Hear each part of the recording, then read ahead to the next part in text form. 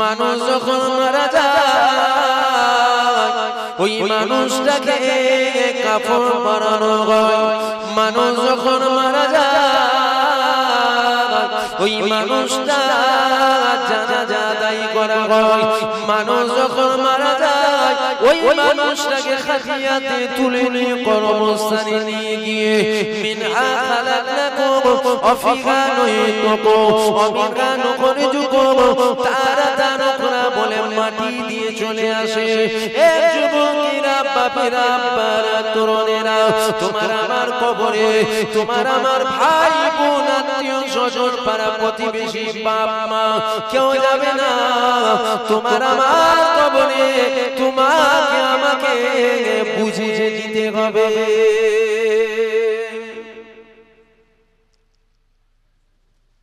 এ যুবকেরা, বাবারা, তরুণেরা, এ আমার নবী পাকের প্রেমিকেরা, তোমাকে আমাকে দাফন দিয়ে দিবার পর তোমার আমার কবরে তোমাকে আমাকে বুঝে নিতে হবে। এ যুবকেরা, তোমাকে আমাকে দাফন দিয়ে দিবার পর তোমার আমার কবরে দুইজনা ফারিস্তা হাজির হয়ে যাবে। মন কানে কি চলে আসবে, এমন সময় দেখা যাবে মাথার দিকে একটা অপূর্ব সুন্দর যুবক দাঁড়িয়ে গিয়েছে। ওই সুন্দর যুবকটা দাঁড়িয়ে গিয়ে ওই ফারিস্তাদেরকে আটকে দিয়েছে। এদিক দিয়ে যাওয়া যাবে না, এদিক দিয়ে যাওয়া যাবে না। ওই সময় ফারিস্তারা রাস্তাটাকে বদলে নেবে। ওই ফারিস্তারা রাস্তা বদলে নিয়ে তোমার আমার কবরে ডান দিকে নিয়ে আসবে। এমন সময় দেখা যাবে ডান দিকে একটা অপূর্ব সুন্দর যুবক দাঁড়িয়ে যাবে। ওই সময় ফারিস্তারা বাঁ দিকে নিয়ে আসবে। বাঁ দিকেও একটা অপূর্ব সুন্দর যুবক দাঁড়িয়ে যাবে। ওই যুবকটা দাঁড়িয়ে গিয়ে বলবে এদিক দিয়ে যাওয়া যাবে না, এদিক দিয়ে যাওয়া যাবে না। ফারিস্তারা রাস্তা বদলে নেবে। ফারিস্তারা তোমার আমার কবরে পায়ের দিকে নিয়ে আসবে। এমন সময় দেখা যাবে পায়ের দিকে একটা সুন্দর যুবক দাঁড়িয়ে গেছে। ওই যুবকটা দাঁড়িয়ে গিয়ে ফারিস্তাদেরকে আটকে দিয়েছে। এদিক দিয়ে যাওয়া যাবে না, এদিক দিয়ে যাওয়া যাবে না। এ যুবকেরা, কবর তো একা থাকার ঘর। ওই কবরের মধ্যে এই চারজনা যুবক কারা কারা কারা? এই চারজনা যুবকের মধ্যে প্রথম নম্বর যেটা আপনার আমার মাথায় গোনায় দাঁড়িয়ে যাবে, ওটা অন্য কিছু নয়, ওটা হলো আপনার আমার জীবনের নামাজ দাঁড়িয়ে যাবে। কি দাঁড়াবে বলুন? তোমাকে আমাকে বুঝে নিতে হবে। এ ছেলেরা, যুবকেরা, এ আমার নবী পাকের প্রেমিকেরা, আমার বাপেরা, মায়েরা, বোনেরা, কবরে কেউ আপন নয়। কবরে কি কথা, তোমার আমার নেক আমলগুলো সাথী হবে। কিন্তু মনে রেখে দিও, কখন তোমার আমল সাথী হবে? যখন তুমি ঈমানদার হবে। কেননা আমার আল্লাহ পাক ৫ ওয়াক্ত নামাজকে ফরজ করেছে। আমার আল্লাহ পাক ১ মাস রোজা রাখাকে ফরজ করেছে। আমার আল্লাহ পাক মালদারদের হজ করা ফরজ করেছে। আমার আল্লাহ পাক মালদারদের যাকাত দেওয়া ফরজ করেছে।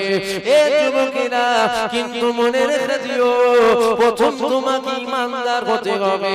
কেননা তুমি যদি ঈমানদার না হও, তাহলে আমার আল্লাহ পাক তোমার জন্য নামাজ ফরজ করেনি। তুমি যদি ঈমানদার না হও, তাহলে আমার আল্লাহ পাক তোমার জন্য রোজাকে ফরজ করেনি। তুমি যদি ঈমানদার হও, আমার আল্লাহ তোমার জন্য ৫ ওয়াক্তের নামাজকে ফরজ করেছে। যে নামাজের কথা আল্লাহ নবী জানিয়ে দিয়েছে, আসসালাতু মিফতাহুল জান্নাহ, নামাজ হলো আল্লাহর জান্নাতের চাবিকাঠি। তবে মনে রেখে দিও, এখানে শর্ত হলো তোমাকে ঈমানদার হতে হবে। কি হতে হবে? আমার কথা বুঝছেন তো আপনারা? এ ছেলেরা, যুবকেরা, বাবারা, তরুণীরা, এ আমার নবী পাকের প্রেমিকেরা, নামাজ হলো আমল, রোজা হলো আমল, হজ হলো আমল, যাকাত হলো আমল, তাসবিহ তেলাওয়াত হলো আমল, দাড়ি হলো সুন্নাত, পাগড়ি হলো সুন্নাত, টুপি হলো সুন্নাত, কোরআন তেলাওয়াত করাটা হলো আমল। কিন্তু মনে রেখে দিও এই ওয়াজ তো সবাই এসে আমাদেরকে শুনিয়ে দিয়ে যায়, কিন্তু আজ আমি আপনাদের কাছে শোনাই নামাজ আমল নয়, রোজা আমল নয়, হজ আমল নয়, যাকাত আমল নয়, দাড়ি সুন্নাত নয়, টুপি সুন্নাত নয়, পাগড়ি সুন্নাত নয়। যদি বলেন কেন আজ পর্যন্ত আমরা শুনলাম নামাজ হলো আমল, রোজা হলো আমল, হজ হলো আমল, যাকাত হলো আমল, দাড়ি হলো সুন্নাত। এই যুবকেরা পাড়া তরুণীরা এই কথাটা আমার নয়। ইমামে আজমকে জিজ্ঞাসা করা হয়েছিল, ও ইমামে আজম আপনি বলেন আপনার দাড়ির দাম বেশি না আমার ছাগলের দাড়ির দাম বেশি? ইমামে আজম বলেছিল, মা আমি এখন জানি না মা, তুমি পরে আসো তোমাকে পরে বলবো। ইমামে আজম আল্লাহটাকে সারা দিয়ে চলে গেল। ইমামে আজমের লাশটাকে নিয়ে যাওয়া হয়, আর মহিলা জিজ্ঞাসা করে এটা কার লাশ, এটা কার লাশ? ওই সময় ইমামে আজমের সাথী সঙ্গীরা বলেছিল এটা হলো ইমামে আজমের লাশ। মহিলা বলেছিল লাজার করাও, কেননা তোমাদের ইমাম কথা দিয়েছে বলবে ও দাড়ির দাম বেশি না আমার ছাগলের দাড়ির দাম বেশি। এমন সময় দেখা গেল কাফনের ভেতর থেকে আওয়াজ আসতে লেগে গেল, ও মা মহিলা তোমার ছাগলের দাড়ি চোর, আমি ইমাম আমার দাড়ির দাম বেশি। ভালো করে শোনেন, নামাজ এটা আমল, রোজা আমল, হজ আমল, যাকাত আমল, এগুলো বলা লাগে না, এগুলো সবার জানা আছে। কিন্তু আজ আমি বলছি শোনেন, নামাজ আমল নয়। আপনি 200 বছর নামাজ পড়ে আপনি জাহান্নামে যাবেন যদি আপনার ঈমান না থাকে। হ্যাঁ, হাদিস শরীফে আসছে as-সালাতু মিফতাহুল জান্নাত, নামাজ জান্নাতের চাবিকাঠি। কিন্তু আমি আপনাদের কাছে জিজ্ঞাসা করছি, মুমিনও নামাজ পড়ে, মুনাফিকও নামাজ পড়ে, দুজনেই জান্নাতের চাবিকাঠি পেয়েছে? আমার কথা বুঝতে পারছেন না? ঈমানদারও নামাজ পড়ে, আবার দাড়িওয়ালা টুপিওয়ালা মুনাফিকও নামাজ পড়ে না পড়ে না? দুজনেই পড়ে।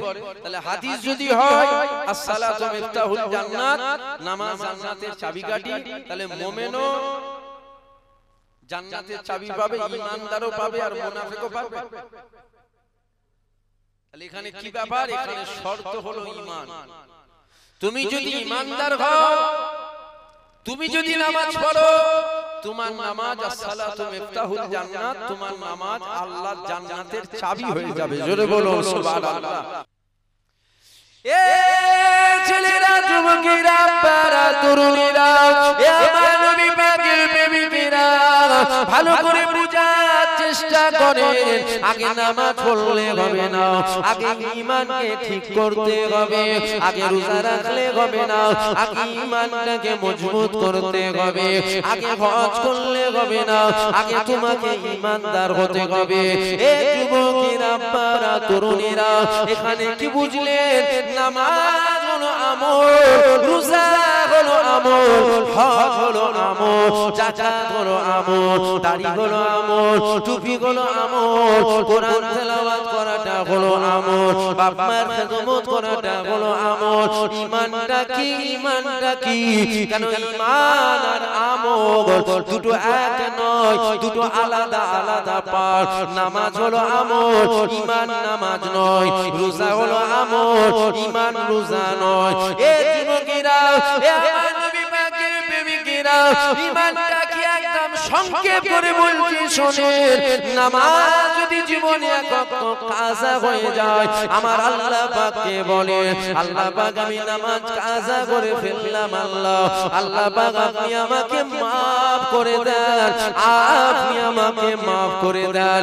একবার মাফ চান, দুবার মাফ চান, 5 বার মাফ চান, 10 বার মাফ চান, 15 বার মাফ চান, 20 বার মাফ চান, 1 মাস মাফ চান, 2 মাস মাফ চান, 6 মাস মাফ চান। মনে রাখবে আমার আল্লাহ পাক বড় দয়াময়, আজ না হলো কাল আমার আল্লাহ তোমার নামাজ কাজার গুনাহকে maaf করে দেবে কিন্তু মনে রেখে দিও খবরদার আমার নবীর শানে যেন বিয়াদবি করে ফেলো না শুনছেন এ যুবকেরা কেননা নামাজ যদি কাজা হয়ে যায় আল্লাহর কাছে কাজা কাটা করে আমার আল্লাহ পাক আজ না হলো কাল maaf করে দেবে কিন্তু মনে রেখে দিও আমার নবীর শানে বিয়াদবি যেন না হয়ে যায় কেননা নামাজ কাজা হলে কোনো আলেমের ঘরের মাজান না তোমাকে বেঈমান কাফের বলবে নামাজ কাজা করার জন্য তোমাকে গুনাহগার বলবে নামাজ কাজা করার জন্য তোমাকে খাতাকার বলবে নামাজ কাজা করার জন্য তোমাকে বদকার বলবে নামাজ কাজা করার জন্য তোমাকে খারাপ বলবে নামাজ কাজা করার জন্য তোমাকে জাহান্নামী বলবে নামাজ কাজা করার জন্য তোমাকে ফাসিক বলবে নামাজ কাজা করার জন্য তোমাকে ফাজিল বলবে এ যুবকেরা কিন্তু মনে রেখে দিও খবরদার আমার নবীর শানে বিয়াদবি যেন না কেননা নামাজ কাজা করার জন্য তোমার গুনাহ হয়েছে আর আমার নবীর শানে তিল পরিমাণ কাতরা পরিমাণ সরষে দানা থেকে ক্ষুদ্র পরিমাণ বিয়াদবি করার জন্য তোমার ঈমান চলে গেছে তুমি বেঈমান হয়ে গেছো তাহলে এখান থেকে কি বোঝা গেল এখান থেকে এটাই বুঝলাম নামাজ হলো আমল আর মদিনা ওয়ালা হলো তোমার আমার জন্য ঈমান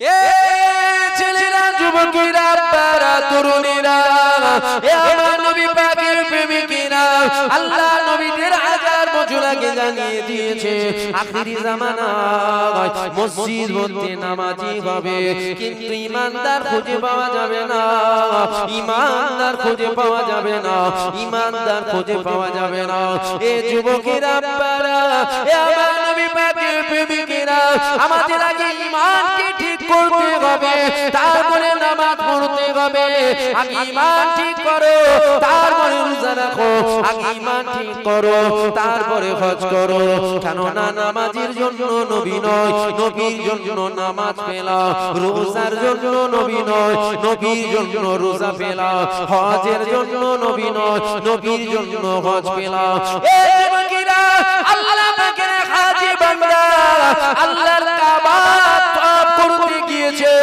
কাবা তওয়াফ করতে করতে কাবার প্রশংসা করছে এ কাবা তোমার কত সম্মান এ কাবা তোমার কত ইজ্জত এ কাবা তোমার কত মাকাম পৃথিবীর কোনা কোনা থেকে মানুষ লক্ষ লক্ষ নয় কোটি কোটি টাকা খরচ করে তোমাকে দেখার জন্য আসছে কাবা তওয়াফ করে আর কাবার প্রশংসা করে একবার তওয়াফ করে আবার কাবার প্রশংসা করে আবার তওয়াফ করে আবার কাবার প্রশংসা করে কাবা তওয়াফ করে কাবা প্রশংসা করে এই প্রশংসা শুনে কাবার বুক ফেটে যাচ্ছে আবার আপনারা হয়তো মনে করতে পারেন কাবার আবার বুক কোথায় আছে এ যুবকেরা যার জান নাই আল্লাহ তার জান দিতে পারে আপনারা কি জানেন না উস্তুনে হান্নানা একটা খেজুর গাছের গুড়ি আল্লাহ নবী যখন মেম্বার শরীফ যখন তৈরি করা হলো ওই উস্তুনে হান্নানাকে ফেলে দেয়া হলো যেই উস্তুনে হান্নানার উপরে আল্লাহ নবী ঠেক দিয়ে খুতবা পড়তো যখন খেজুর গাছের গুড়িটাকে ফেলে দেয়া হলো ওই খেজুর গাছের গুড়িটা মানুষের আওয়াজে কান্না করেছিল একটা গাছের গুড়ি কাঁদলো কি করে আমার আল্লাহ সর্বশক্তিমান আমার আল্লাহ সব পারেন আমার আল্লাহ সব পারে কাবার জামান আল্লাহ খুলে দিল কাবা বলেছিল হে আল্লাহ হাজী বান্দারে আপনি খবরদার কথা বলবেন না আপনি খবরদার কথা বলবেন না আমি কাবা বড় দামি আমি কাবা বড় সম্মানীয় আমি কাবা আমার বড় দাম আমি কাবা আমার বড় ইজ্জত এই কথাটা আপনি বলবেন না কারণ আমি কাবা মোটো দামি ছিলাম না আমি কাবা মোটো ইজ্জতীয় ছিলাম না আমি কাবা মোটো দামি ছিলাম না এ আল্লাহ পাকের হাজিরে আমার মধ্যে মূর্তি রাখা ছিল হযরত হযরতে আলী থেকে রিওয়ায়াত রয়েছে কাবার মধ্যে ছিল। কাবা বলেছিল, হে আল্লাহর হাজিরে, আমি কাবা আল্লাহর ঘর ঠিকই কথা, তবে আমি মোটেও ধন্য ছিলাম না। আমার মধ্যে যখন দুনিয়ার বাদশা হাবিবুল্লাহর কদম মোবারক পড়ে গেল, সারা পৃথিবী জমিনের চেয়ে আমি কাবা সম্মানীয় হয়ে গেলাম। কাবা কার ঘর বলেন? জোরে বলেন, জোরে বলেন। কাবা আল্লাহর ঘর। আল্লাহর ঘর কাবা বলছে আমি মোটেও দামি ছিলাম না, হুজুরের কদম পড়েছে আমি ধন্য হয়েছি। জোরে বলুন সুবহানাল্লাহ। তাহলে আমার আল্লাহ কাবার কাবা করে হুজুর পাককে পাঠিয়েছিল। যেটা বলবেন না সুবহানাল্লাহ। দেখবেন আজ সমাজে নামাজ নিয়ে দ্বন্দ্ব হয় না, রোজা নিয়ে দ্বন্দ্ব হয় না, হজ নিয়ে দ্বন্দ্ব ঝগড়া হয় না, যাকাত নিয়ে দ্বন্দ্ব ঝগড়া হয় না, কোরআন তেলাওয়াত নিয়ে দ্বন্দ্ব ঝগড়া হয় না। যত ঝগড়া দ্বন্দ্ব দেখবেন সব নবী পাককে নিয়ে হয়। কেন বলুন তো? নামাজ নিয়ে হয় না কেন? নামাজ তো আমল। আর নবী নিয়ে হয় কেন? নবী তো ঈমান। হুজুরের প্রেম, হুজুরের ভালোবাসা, হুজুরের প্রতি আদব, এটা আমাদের ঈমান, এটা আমাদের ঈমান। যদি আমার হুজুর পাকের প্রতি আমাদের খারাপ ধারণা, হুজুর পাকের প্রতি আমাদের যদি গাড়ি দেখেন, দেখেন গাড়ি, দেখেন গাড়িটাকে দেখেন, দামি গাড়ি, আরে দেখবেন তো গাড়ি দেখো, গাড়ি দেখো, পরের বার থেকে ধারে পর্দা দেবেন, যে হুজুরই আসে ধারে পর্দা দেবেন। জলসা হচ্ছে না, গুনাহ হচ্ছে। আমাকে ঘাটান নেই, আমি অনেকক্ষণ কিন্তু কন্ট্রোল রেখেছি, এখন অব্দি কন্ট্রোল রেখে রেখে ওয়াজ করছি। আমি কিন্তু এখন অব্দি কন্ট্রোল রেখে রেখে ওয়াজ করছি, আমার ঘাটান নেই। পরের বার থেকে ধারে পর্দা দেবেন। কি দেবেন বলেন? হ্যাঁ, পর্দা দেবেন। জলসা দিয়ে নেকি যতটা হচ্ছে, জলসা দিয়ে গুনাহ তো তার থেকে বেশি হচ্ছে। কি মনে করছেন জলসা দিয়ে গ্রামে রহমত হবে? আল্লাহর গজব রহমত হবে? কোন মুলি সাহেব বক্তা সাহেব আছে ধরে নিয়ে আসুন, আমি এখানে বসে আছি, জান একদম দায়িত্ব সহকারে জলসা দিয়ে যতটা গ্রামে নেকি হচ্ছে ওর থেকে বেশি গুনাহ হচ্ছে, ধরে নিয়ে আসেন মুলি সাহেব। আপনি এখানে বসে সুবহানাল্লাহ বলছেন, আপনার মেয়েটা পর্দার মধ্যে বসে অশুনছে তো, বা বাড়ির মধ্যে আছে তো, ওই মেলায় হচ্ছে না তো, যদি ওখানে ঘুরে সুবহানাল্লাহ বলে জান্নাত যেতে পারবেন না। এই ভুলগুলো করবেন।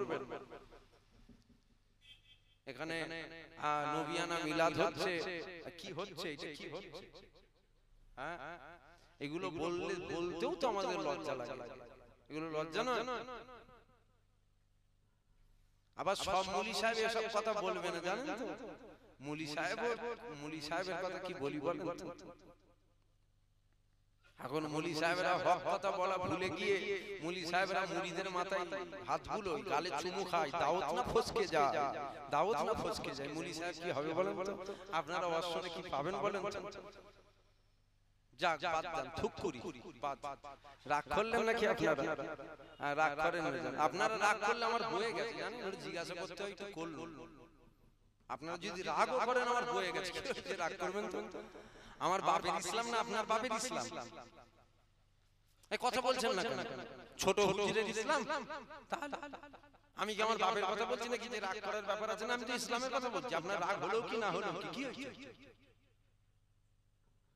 আমি জিজ্ঞাসা করলাম কেন? এই জন্য যে আমাকে আপনি ভুল বোঝেন না, জানেন যে এই রকম ভাবে বলছেন না। আপনার সাথে আমার ব্যক্তিগত ঝগড়া নেই তো, আপনার সাথে আমার ব্যক্তিগত বন্ধুত্বও নেই। যে কথাগুলো বলছি আল্লাহ রাসূলের জন্য বলছি, যে কাজগুলো ইসলামের ক্ষতি হচ্ছে ওটা বলবো না আমরা। দরুদ শরীফ আল্লাহুম্মা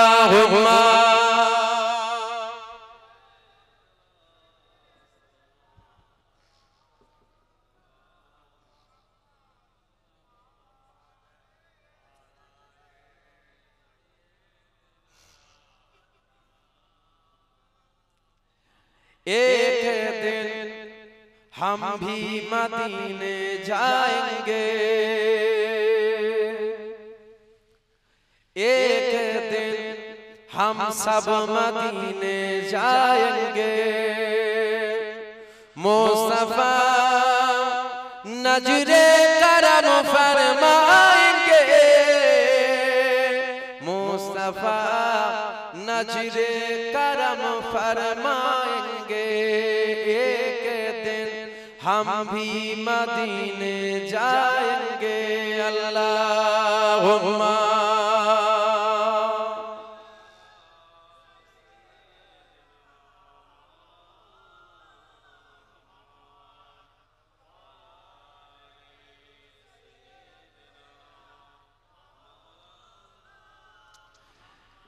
जी रही हूँ बस इस उम्मीद पर जी रही हूँ बस इस उम्मीद पर जब करम होगा मदीने जाएंगे जब करम होगा मदीने जाएंगे जब करम होगा मदीने जाएंगे जब करम होगा मदीने जाएंगे मुस्तफा नजरे करम फरमाएंगे एक दिन हम सब मदीने जाएंगे मुस्तफा नजरे करम फरमाएंगे एक दिन हम सब मदीने जाएंगे अल्लाहुम्मा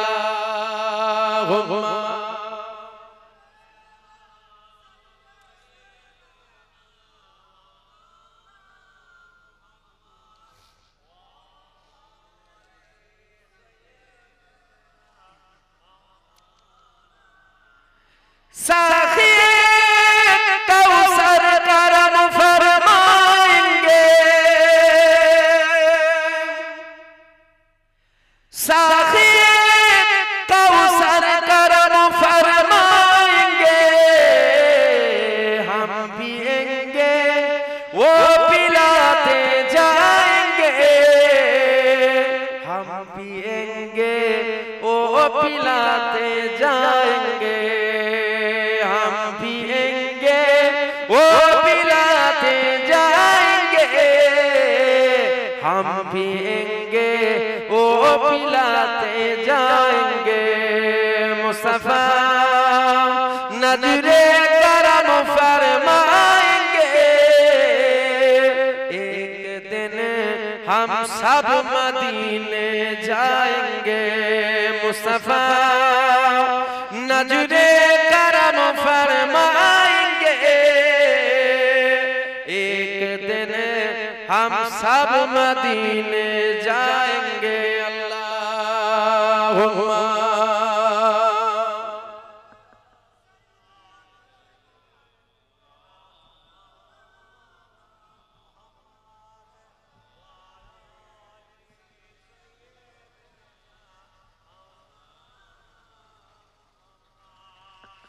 सो रही हूँ बस इस उम्मीद पर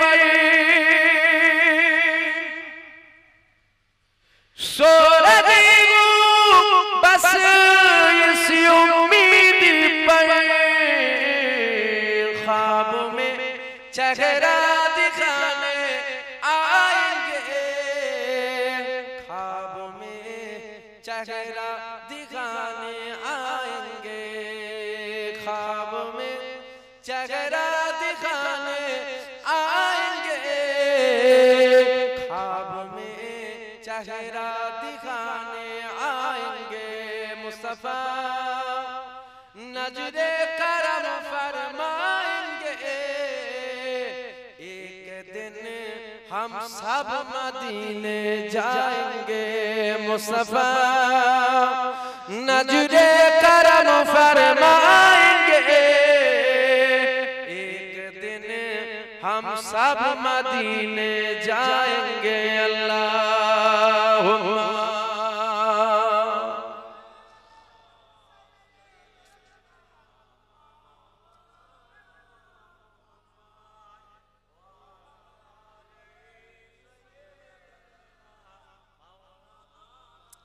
আসেন আমরা একটু নবীকে সালাম দেব। দাঁড়িয়ে দেবেন না বসে দেবেন? দাঁড়িয়ে দাঁড়িয়ে দেন তো। আসেন একটু উঠে দাঁড়িয়ে দেন। ইয়া নবী সালাম।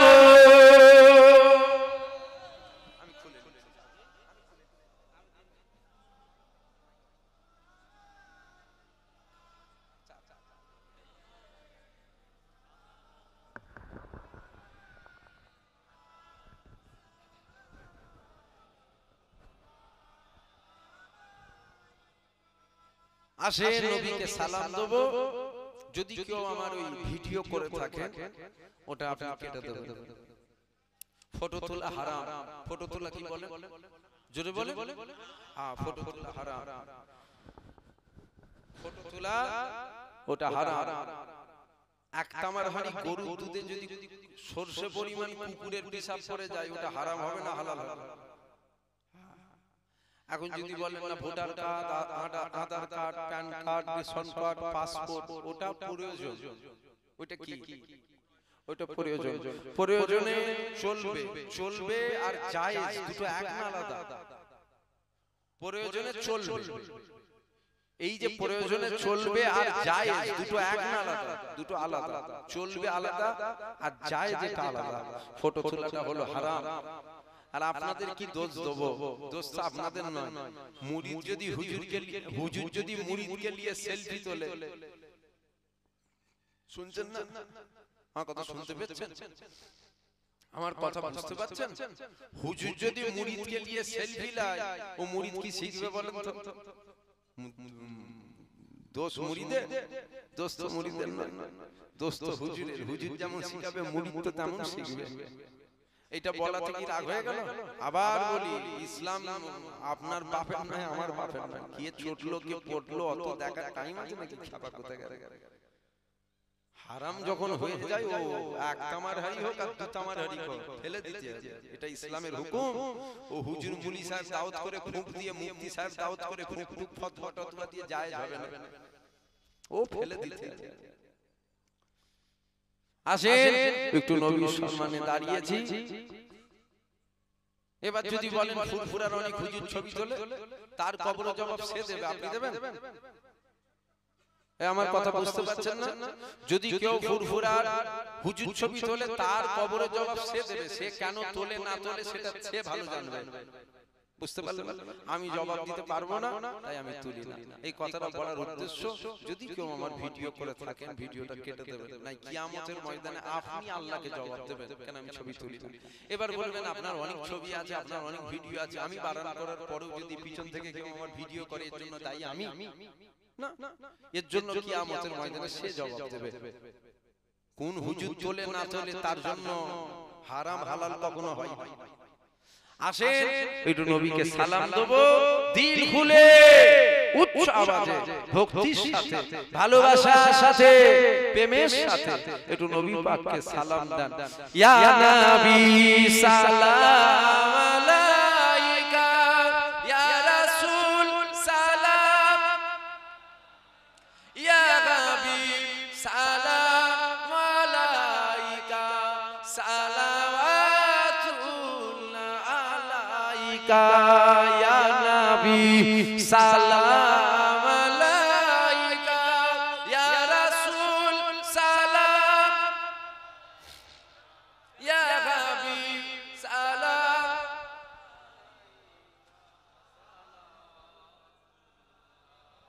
এই যে হুজুরকে সালাম দিচ্ছেন, এতে মজা আছে না নেই?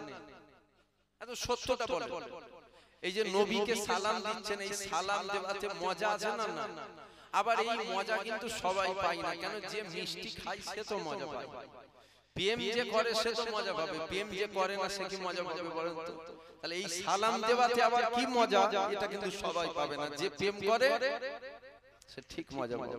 তাহলে হুজুরকে যখন সালাম দিচ্ছেন, মজা যখন আছে, একটু ভালোবাসার সাথে দেন, প্রেমের সাথে দেন, জোরে জোরে দেন। ইয়া নবী সালাম আলাইকা, ইয়া রাসূল সালাম আলাইকা, ইয়া হাবিব সালাম আলাইকা, সালাওয়াতুল্লাহ আলাইকা।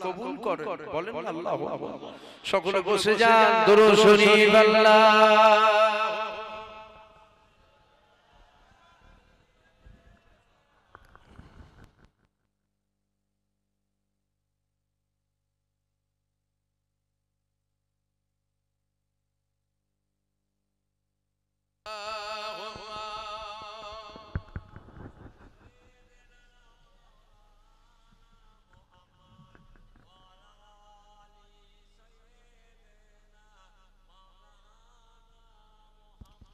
সংক্ষেপ করব, সংক্ষেপ করার আগে দুটো কথা বলি, শোনেন।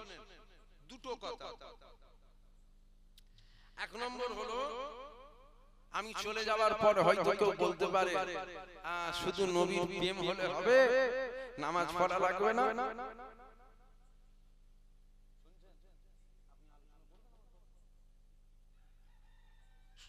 শোনেন এই কথাটা, শুনে হয়তো চলে যাওয়ার পর কেউ বলতে পারে যে শুধু নবী নবী নবী নবী প্রেম থাকলে হবে, নামাজ পড়তে হবে না। আপনারা মানুষ মনে করেন কথাটা ঠিক, পাক্কা চিটিংবাজ জানবেন। মুনাফিকের প্রথম খাতারে ও নিজের নাম লিখিয়েছে যদি এই কথা কেউ বলে। যদি বলেন কেন, এই জন্য আমি কথাটা বললাম, নবীর প্রেম আজ আমাদের দিলে নেই বলি কিন্তু আমরা নামাজ থেকে দূরে আছি। আবার কথাটা বলি শোনেন, আজ আমাদের দিলে নবীর প্রেম নাই বলেই কিন্তু আমরা নামাজ থেকে দূরে আছি। আজ নবীর প্রেম নাই বলে আমরা মেলায় যাই, আজ নবীর প্রেম নাই বলে আমরা ফাংশনে যাই, আজ নবীর প্রেম নাই বলে আমরা ওই কাজগুলো করি যেই কাজে আল্লাহ আল্লাহ রাসূল নারাজ হবে। নবীর প্রেম যদি আমাদের দিলে থাকতো তাহলে আমরা ওই কাজগুলো কখনো করতাম না যেই কাজে আমার হুজুর পাক নারাজ হবে, বা যেই কাজ আমার হুজুর পাক নিষেধ করেছে ওই কাজ আমরা কখনো করতাম না। তাহলে আগে আমাদের হুজুরের প্রেমটাকে ঠিক করতে হবে। প্রেম যখন আমাদের ঠিক হয়ে যাবে তখন নতুন করে নামাজের কথা বলা লাগবে না, অটোমেটিক নামাজ চলে আসবে। যখন আমাদের প্রেমটা ঠিক হয়ে যাবে তখন নতুন করে আর রোজার কথা বলা লাগবে না, অটোমেটিক চলে আসবে। মানুষ দুনিয়ার প্রেমে কত কিছু ত্যাগ করে দেয়, আর হুজুরকে যখন আমরা প্রেম করব তখন সামান্য দুনিয়ার শান্তিটা ত্যাগ করতে পারবো না।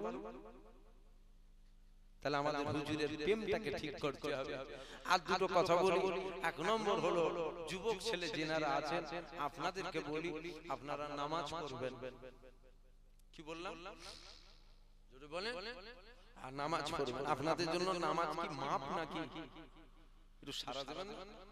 আপনাদের নামাজ মাপ, নামাজটা পড়বেন। আর একটা কথা বলি, সেটা হলো যিনাদের বাপ মা আছে বাপ মার খেদমত করবেন। খবরদার বাপ মায়ের সাথে খারাপ ব্যবহার করবেন না। ফুরফুরা শরীফে আপনারা যান, ফুরফুরা শরীফে যখন যান 1 কেজি মিষ্টি নিয়ে যান, 1 কেজি আপেল নিয়ে যান, 1 কেজি বেদানা নিয়ে যান, পুকুরের সবথেকে বড় মাছটা হুজুরের জন্য নিয়ে যান। নিয়ে যান না? আরে হ্যাঁ কিনা বলবেন। পকেটে করে 500 টাকাও নিয়ে যান, মুসাফা করতে দেবেন। এটা ভালোবাসা। আমার পীরের আওলাদকে দেবো, আমি যাকে ভালোবাসি। এই দেওয়াতে আমার কোনো আপত্তি নেই, তবে আমার একটা বিরাট বড় আপত্তি আছে জানেন? ওইটা কি? ওইটা হলো আপনি ফুরফুরার হুজুরের জন্য 1 কেজি আপেল নিয়ে যাচ্ছেন, জান না কে নিষেধ করেছে আপনাকে? কিন্তু আমার বক্তব্য হলো, আপনি আপনার আব্বা জান, আপনি আপনার আম্মা জানকে কখনো 1 কেজি আপেল দিয়েছেন তো? আমার কথাটা বুঝতে পারলেন ভাইরা? আপনি ফুরফুরার হুজুরের জন্য পকেটে করে 500 টাকা নিয়ে যাচ্ছেন, এই নিয়ে যাওয়াতে আমার কোনো আপত্তি নেই। আমার কেন আপত্তি হবে? আপনি নিয়ে যান না, কিন্তু আমার বক্তব্য হলো আপনি আপনার বাপটাকে, আপনি আপনার মাটাকে কখনো 500 টাকা দিয়েছেন যে আপনি চা খাবেন, জান এটা আপনাকে দিলাম, নজর না।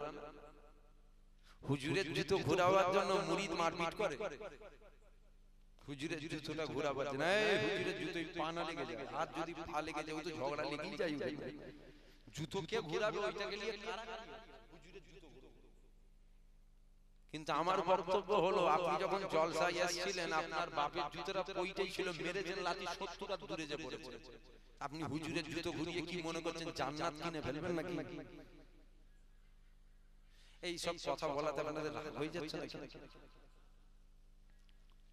এই যে আপনারা বসেছেন, আপনাদের উদ্দেশ্য আমার যতটা মনে হয় সেটা হলো পরকালে যেন শান্তি পায়, আল্লাহ যেন জান্নাত পায়, এছাড়া অন্য কিছু উদ্দেশ্য আছে? আপনি যদি জান্নাত পেতে চান, আপনি ঘরে চলে যান, আপনি আপনার বাড়িতে যান, আপনার মা আপনার বাপ আপনার জন্য জান্নাত, আবার আপনার মা আপনার বাপ আপনার জন্য জাহান্নাম। জান্নাত আপনার ঘরে আর জাহান্নামও আপনার ঘরে। বাপ মায়ের সাথে ভালো ব্যবহার করে, ভালো বাপ মায়ের সাথে ব্যবহার করে, বাপ মা খুশি, আল্লাহ আল্লাহ রাসূল খুশি। বাপ মা নারাজ, আল্লাহ আল্লাহ রাসূল নারাজ। বছরে 4 বার ফুরফুরাই দাদা হুজুরের মাজার জিয়ারত করতে যাচ্ছেন, যান না। তবে আমার বক্তব্য হলো গ্রামের কবরস্থানে বাপের মাজার আছে, বাপের কবর আছে, জীবনে বছরে একবারও জিয়ারত করেন তো? যদি বলেন হ্যাঁ করি, আলহামদুলিল্লাহ যান। যদি বলেন না করিনি, দাদা হুজুরের মাজার জিয়ারত করে কি মনে করছেন জান্নাত কিনে ফেলবেন নাকি?